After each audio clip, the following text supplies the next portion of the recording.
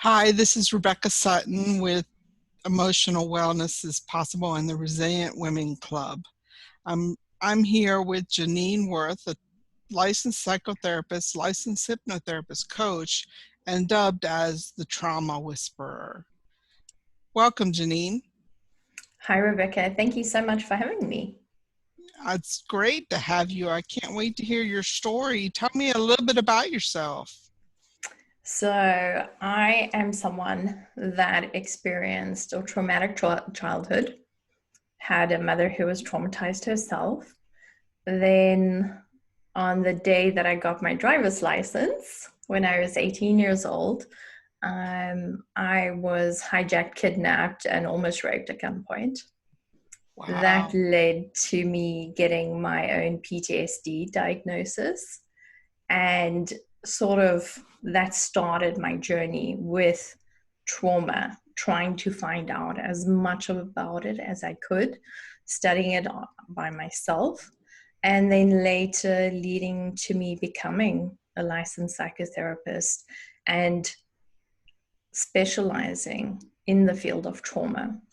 Because I knew that from my own experiences, having a traumatized parent, a traumatic childhood, traumatic experiences, that trauma shows up in every single part of our lives. The way we parent, how we show up in our relationships, how well we perform in our careers. So I knew I wanted to work with women and I wanted to focus on that because I believe that every single person has experienced trauma in some way, shape, or form, because it's not always just these big dramatic events.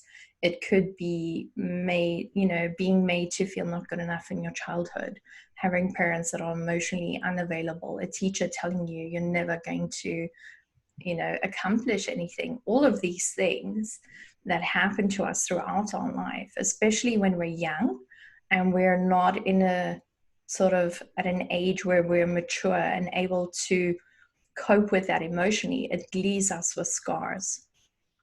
Right. And these things come back later on in life because we haven't dealt with them appropriately. So, yeah, That is so that's what I true. do. I'm really interested. Tell me more for my audience what it was like having a traumatized, you said mother? Yes. Mother. Yeah. What was that like? Well, the thing is, you know, when my mother had her traumatic experience in her teenage years, back then, it wasn't like today where people speak about it openly or people seek help. Back True. then, it wasn't something that people really knew a lot about or went out of their way to make sure that people get help. So she didn't receive the help that she needed. And obviously, trying to deal with some of these issues by herself, some of them were successful and some were not, then being in a relationship where there was a lot of verbal and physical abuse, that added to Mm, that, it didn't help. Those are not hmm. the things that you should be dealing with on your own, That is because true. it makes it very difficult to focus on children or to do these things that society now thinks is normal. Back then, it wasn't normal to, read a story to your child at bedtime every night, or there wasn't time and space for things like that because it was more of a survival situation than a thriving situation. That's great. Well, I do talk about a lot to my audience about how community or a support network is vital to healing and happiness. And Yeah. you're right, they didn't have that back then because they couldn't talk about it. It was hush hush. Yes. Back then, trauma wasn't, people thought about when they, or even now, sometimes I realize that when the word trauma is mentioned, people think of war veterans. But it's so much more than that. Yes, the studies started out with war veterans, Mm, but they very quickly realized that it is a lot bigger. And everyday people in their normal lives are experiencing these traumatic events that are leaving these emotional scars, and they also need help. It's not just, okay, someone went off to war, now they're traumatized. Being in a really bad car accident, divorce, Yes. miscarriage, all of those things, a spouse dying, seeing a partner through a very life-threatening illness. All of these events can traumatize us to some degree. And it's only now in the last 15 years or so that people are really starting to accept that. And before there, I think there was a lot of shame Hmm. involved with trauma, especially sexual assault survivors. Right. People would never speak about it because there's so much shame involved. And now when we see with like the Me Too movement, or recently Harvey Weinstein, that whole situation, people are starting to notice that there's power in community and standing together, and they're actually willing to step up and tell their stories, which I find is so amazing, because every story deserves to be told.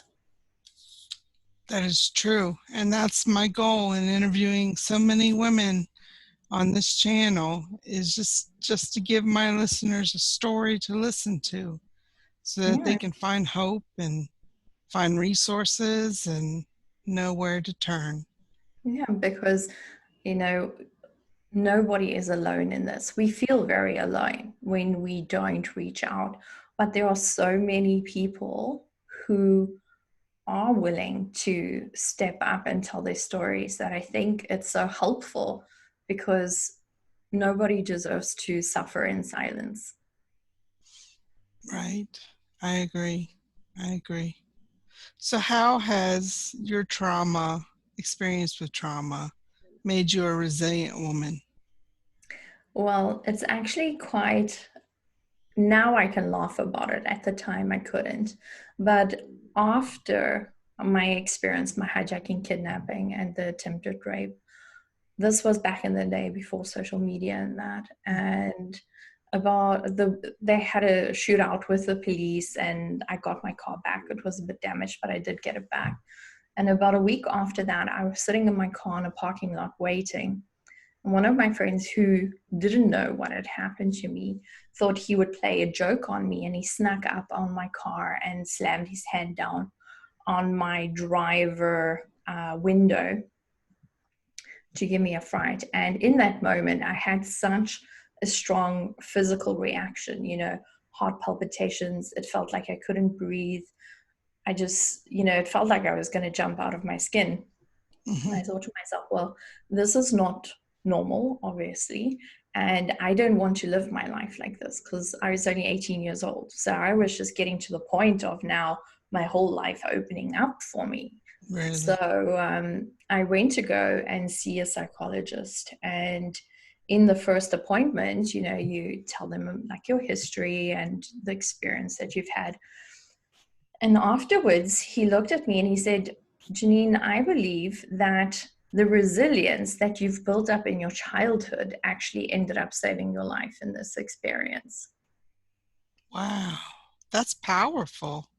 It is. That is very powerful. So, I mean, it's sort of something divine at work, isn't it?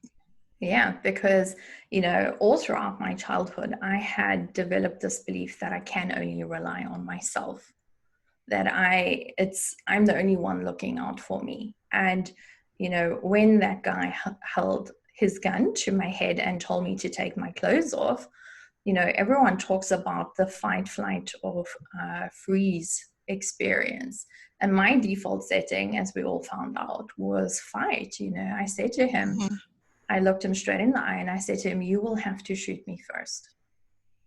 And at that moment, I meant it, Wow. because I was 18 years old. I wasn't married. I didn't have any children. There was no one dependent on me. And it's just that feeling from my childhood, I can only rely on myself. Only I can stand up for me. And when it came down to, the the moment where it really counted, that was the only thing that I knew how to do. And he said to me, had I played along with their script of begging, pleading, crying, I might not be here to tell my story today. That could have ended so differently. And he said to me, had that not happened, who knows if I would even be sitting in his office telling him that. And that really hit me, because up until that moment, I had had no gratitude for my childhood experiences. Mm. Okay. Right. So tell So us, yeah. that So sort of I gave me, imagine that was one of the tools you used to really overcome your trauma. What are some of the other tools you used? well, clinical hypnotherapy. When I first went to therapy, it was just talk therapy back in the day. And I mean, that has a lot of merit. One of my favorite techniques that I use with my clients is clinical hypnotherapy, where I combine hypnotherapy with some parts of traditional therapy, because in hypnosis, there's no guesswork involved. We are looking at facts, and we are looking at the perspective of when that happened to you, the age that you were at, your perspective, your emotions. Instead of asking you, if I ask you as an adult what you think about a situation that happened when you were 10, you're giving me your adult perspective. But that is not where the emotional scar was formed. It was formed when you were 5, 7, 10, 12. And that's the perspective that I need to see it from, to help you process those emotions in a safe and healthy manner. So that gets a result really quickly. And it allows my clients to go back and work through these emotions in a way that doesn't re-traumatize them, which is very important, because a lot of people are scared. Oh, I don't want to talk about that. I don't want to relive that. But that's not what we're doing. We are just looking at the emotions that your subconscious mind has attached to that event. Because anybody, I mean, you can imagine in my line of work, I hear the worst of the worst stories. Mm-hmm. So even if somebody has been sexually assaulted and really beaten up, bones heal, bruises heal, but it's the emotions and the emotional scars that we have attached to those events that we need to work through. Because if we don't, those are the things that will keep on triggering us. Right. And every time that we get triggered, the part of the mind that works with trauma can't tell time. So when it gets triggered, it doesn't know, did this happen 20 years ago, 2 weeks ago, or 2 minutes ago? Interesting. So in my course, I have everybody journal daily. Do you find journaling very helpful in your practice? It can help, if people enjoy it. There are people that really enjoy journaling and find it very cathartic. There are other people who don't really enjoy it. And for people who don't enjoy it, because if something feels like just another chore to you, you're not going to get the full benefits from it. For people Right. that don't enjoy that, I would recommend, guided meditations, or Mm-hmm. sometimes they'll speak to themselves and record it and listen back to it instead of writing it out. Oh, that's It's a great idea. it's all about Great. finding out what works for that person, because the healing journey is really individual, and we want to try and make it as personal and enjoyable as possible. So it's about finding out what that person enjoys doing and finding a way to make that work within their healing process. Thank you for sharing that. You're welcome. So tell me, you told me before we came on that you work with people all over the world. You're based in Germany, is that correct? That's correct. So I decided right from the beginning that I wanted to work with women, and I had people reach out from all over the world, different countries, saying, listen, I heard you on that podcast, or I saw that article. How can I work with you if I'm not in the same country.